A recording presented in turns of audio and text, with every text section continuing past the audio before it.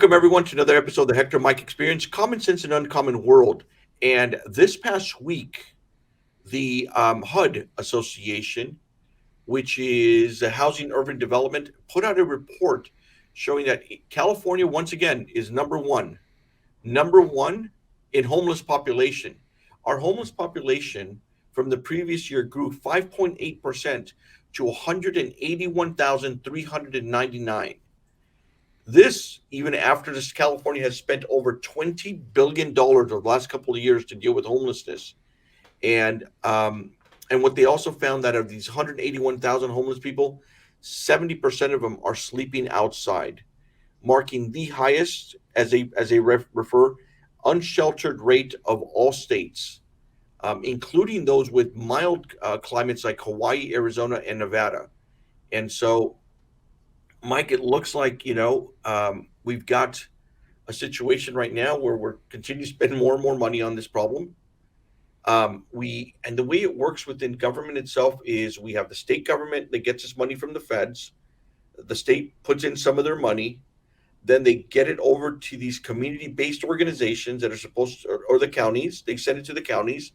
Then they hire these community-based organizations that are supposed to be doing something with it. They do something, or they're supposed to be doing something, and we get numbers like this. Mhm. And there was a report by it was by Cal Matters a couple of weeks ago that showed the problem with a lot of these organizations is that there is no accountability, there is no reporting back as to, okay, what are the benefits that we've gotten from it? How many people have we basically gotten off the street permanently? How many re-returns do we have that have been housed that are now back out in the street? And I think you also have the other complication, which is you're dealing with humans. And so they move. They'll go from LA, they'll go to San Francisco, they'll go to San Diego, they'll go to different places. But they can't seem to keep track of them, as to where they're going and what they're doing. And yet we are continuing to spend billions and billions of dollars on this particular program with what seems to be no real solution at the end. And yet we're in a $68 billion deficit. We've talked in this program about all these other programs that we continue to just throw more money after more money, and yet we get no results. Accountability is the right word. Um, it's interesting because last week I was listening as I was driving around, and one of the local radio stations here in LA had the mayor Karen Bass on. It was celebrating her 1 year anniversary, and she was touting the fact of how much better they are in Los Angeles with the quote unquote unhoused. They won't even use the word homeless. They're unhoused because it's so politically correct. And I was just thinking to myself, I hear what you're saying, but I don't see what you're saying. Because as you drive around, you see more and more. You see it in places that they weren't before. You see them larger than they were before. You see them in greater numbers than they were before. So I hear you saying that it's better, but I don't see it. And I Mm-hmm. think that's what you have here is, the elected officials here in California run around saying how much better it's become, but no one knows or no one sees that. No one experiences that. Instead, it's just the opposite. They see more and more of it. And people ask the question, but that's the way government works. They ask the question, so all of these, literally tens of billions of dollars that you spent, what good has it done? So, what they'll say is, the government will say is, well, we, gave it to these community groups and they reached out to X number of people and they touched X number of lives and yada, yada, yada, which is fine, but that's not the measure of success. The measure of success is how much cleaner and is the sidewalks, how many more people are off the streets, how many more people are not on street corners asking for money, how many less tent cities are there. That's the goal. The government goal that they set is that we'll take the money and we'll reach out to people.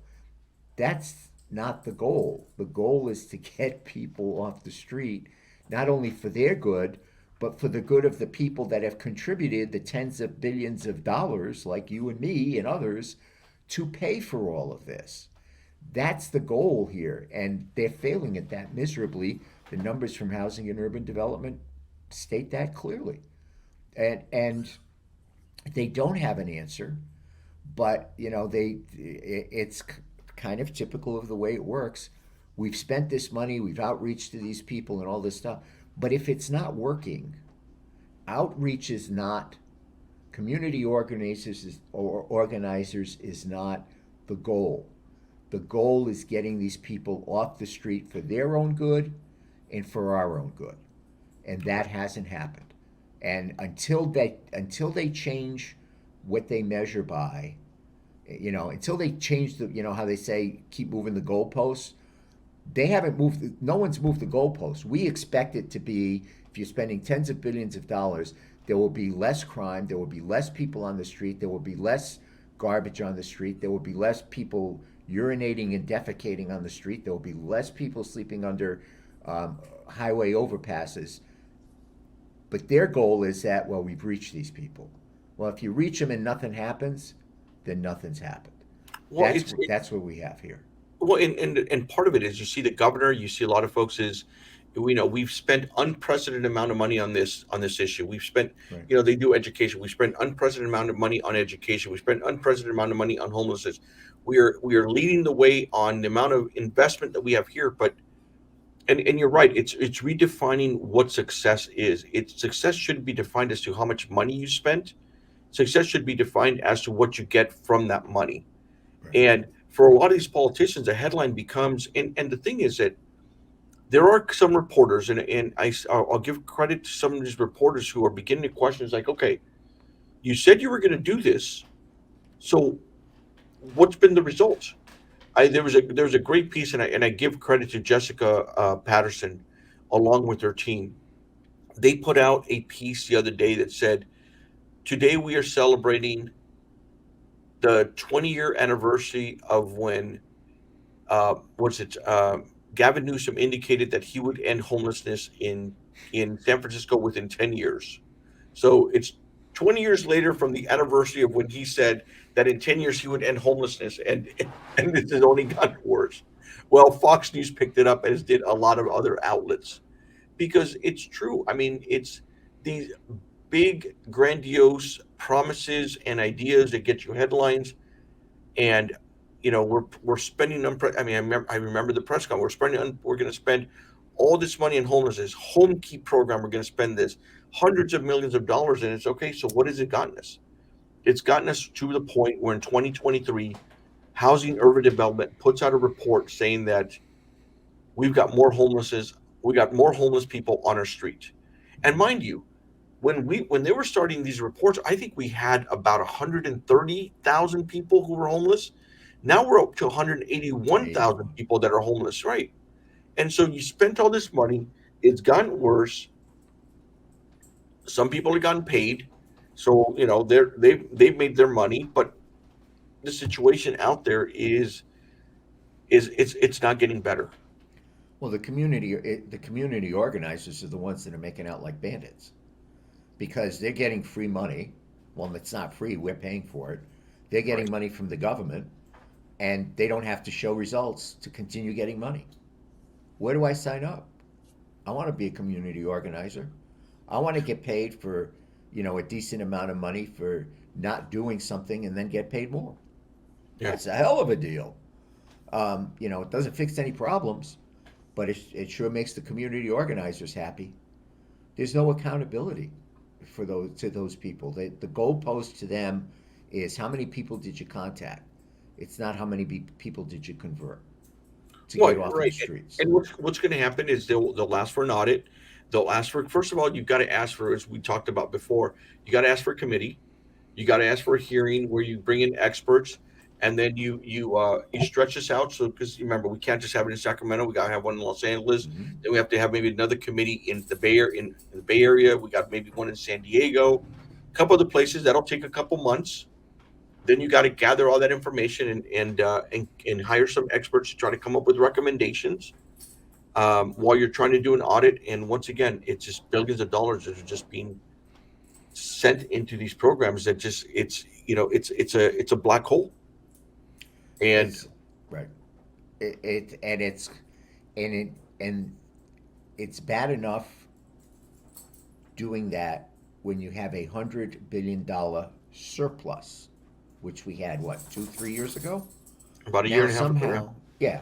So somehow in a year and a half, we've gone from that to a $68 billion deficit. So, what that means is all of that money that they spent from the $100 billion surplus resulted in nothing. It got pissed away. Yeah. And now, if you're going to continue funding at that level, there's not that surplus, there's going to be pain, which means the money's going to have to come out of something else that you're spending money on, or you're going to have to go to the schmoes like us and get more money. Yeah. My guess is I think they're going to go with Plan B. Big shock. Oh, they'll Big shock. probably try to figure, especially with the $68 billion, they'll figure out other ways to try to nickel and dime us, whether it's Right. direct tax increases, fee increases.